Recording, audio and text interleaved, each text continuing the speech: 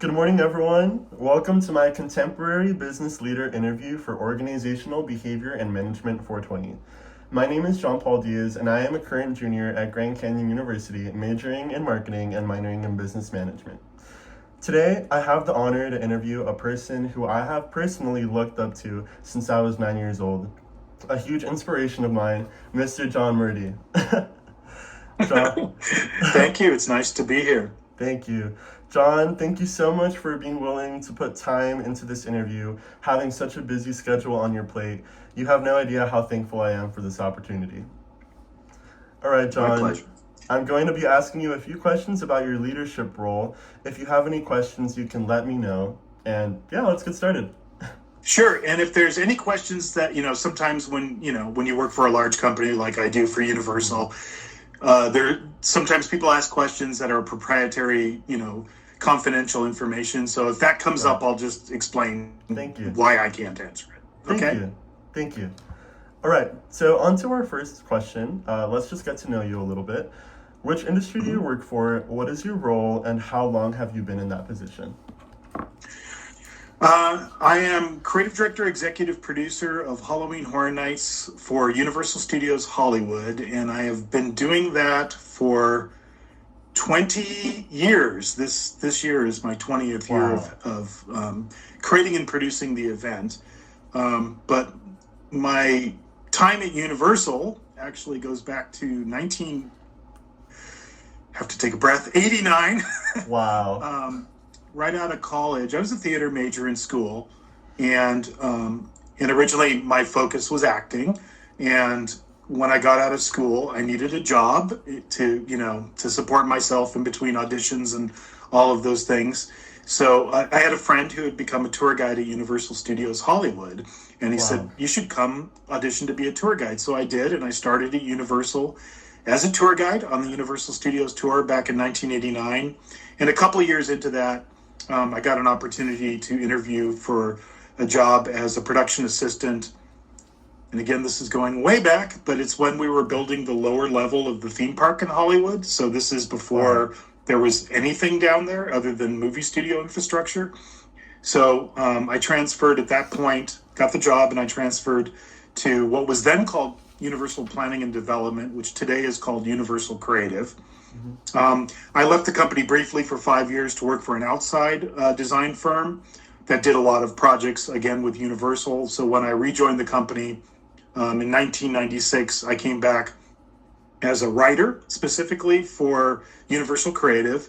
And then I eventually worked my way up to creative director for Universal Creative, designing ride shows and attractions for theme parks all over the world.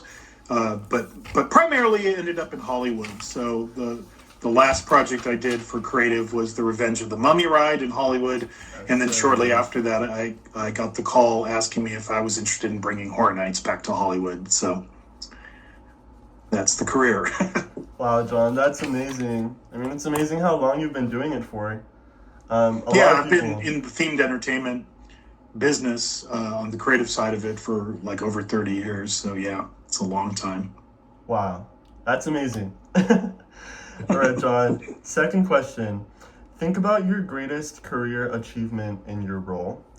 What management principles or strategies or processes did you employ that you believe led to this outcome? Why do you consider Mm. why do you consider this achievement to have been so impactful? Um, a lot of what I would consider like greatest achievements are really more personal Okay. than maybe uh, professional. But like an example of that is the whole reason I'm at Universal. Why I came there as a kid to the theme park, in the early '70s and wanted to keep coming back was I was obsessed with the classic Universal monsters from the time I Mm-hmm. was 4 years old.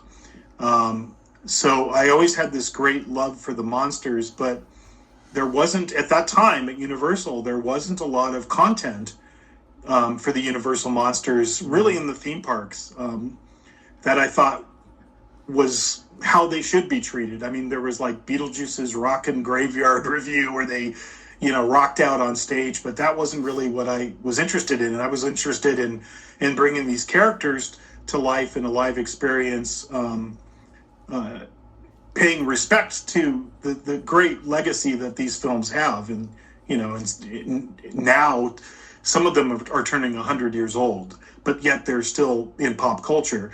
So I think it was one of the ones I would be most proud of is bringing the Universal Monsters to Halloween Horror Nights. Nice. The movie studio had just tried to launch a whole kind of multiverse with Universal Monsters that they had announced. It was called Dark Universe at the time. But the first film didn't do well, so that kind of the whole thing was kind of not happening.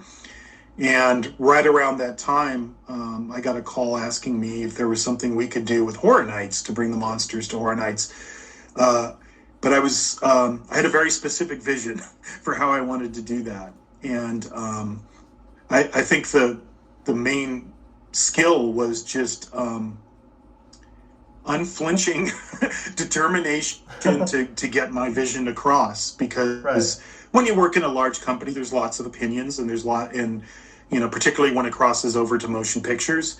But I had a very, very clear vision for how I wanted to bring them to life.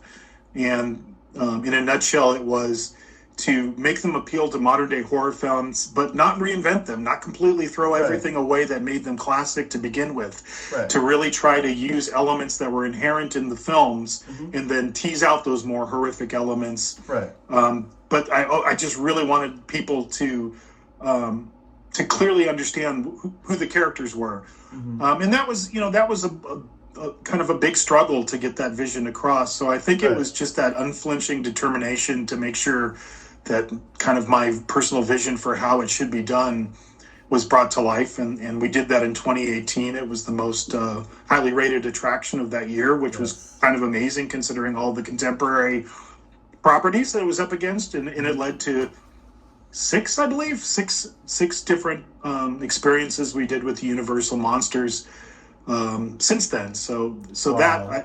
that to me is one of the greatest achievements. Awesome. I mean, working with Slash, and just last year we had that too. yeah awesome. And that again, that was very personal. I had met Slash at Halloween Horror Nights. He had come just out of the blue, came to the event. I didn't know he was coming to see the house I was doing with Black Sabbath, solely because he was a huge Black Sabbath fan. But he asked to get in touch with me while he was there at the event, and I met him and took him through the house, and immediately coming out the other side, he was like, I want to work with you. And so that led to over a decade now long partnership with Slash, creating original music for our houses. And when we decided to do Universal Monsters, he's the first person I called. I was like, you have to be a part of it, because I knew that he was just like me as a kid. We'd become friends over the years, so I knew that the Universal Monsters meant a lot to him too, and so it was an amazing collaboration. Awesome. That continues. Thank you so much, John. Question 3. Think about a challenge you previously faced in your role. How did you handle it? What was the outcome? You can include time periods or people or competition or other conditions that have been. Yeah. I think it was really the decision in my career to leave Universal Creative, where I had become, I kind of achieved what, as a kid, I kind of dreamed of achieving, which was to get to design my own rides. And I'd achieved that, and I just finished doing like I had mentioned, the Mummy ride. And then I get this call from the park in Hollywood asking me to leave Creative and come work exclusively for them to try and bring back Halloween Horror Nights. And why that was a daunting challenge at the time is the park wasn't doing Halloween Horror Nights. It had started in Hollywood as far back as the 80s, but it had a really sporadic kind of history where they would do the event, then it would go dormant for a number of years, and they would try to do it again, and then it would go dormant. And by the time I brought it back, I think it had been 5 years since the park had been doing the event. And in the theme park industry, that's an eternity, Right. And the reason for that is because LA is the most competitive market in the world for this type of thing. Knott's Berry Farm, who's the granddaddy in this business, they kind of invented this whole business, and they've been doing it for over 50 years. So they were very well established, along with other competitors like Six Flags and the Queen Mary and dozens of other ones. Right. So for us to try to, produce an event at Universal and make it survive longer than 1 year was going to be a huge challenge, and it was gambling my entire career on it. But again, I had a really specific vision that I thought would work, and as time went on, it proved that it did, which was to bring movies to life, to license films. Initially, it was just films, but eventually TV shows and music artists and all kinds of video games. But nobody was really trying to license films and bring them to life as a live experience in a Halloween event. Right. And we were kind of the ones who did that first. So that there was no guarantee that was going to succeed. And it was a big leap of faith for the various studios that we, especially in the beginning, that we dealt with. There was no track record to reference and go, hey, look at this great stuff we've done. We hadn't done anything. So it was a huge challenge to get them on board, to do the business deals, and then to execute it to the level where other, filmmakers and studios would want to do the same thing. Awesome. Over the years, you have managed to deliver an event that has always managed to be the #1 Halloween event in Southern California. You have brought to life some of the most popular horror franchises like Freddy vs. Jason, Stranger Things, The Exorcist, and the Universal Classic Monsters. What would you say is the mission, vision, and strategy of Halloween Horror Nights, and how is it accomplished? Yeah, I think one of the things with the strategy is that you should remain true to it. So from the very, very beginning, like the first, you referenced Freddy versus Jason. Yes. The studio that originally held the rights to those films, which at the time was New Line Cinema, was the first studio that I went to ask to do a licensing deal. And it was because they owned Friday the 13th, Texas Chainsaw Massacre, and Nightmare on Elm Street at the time.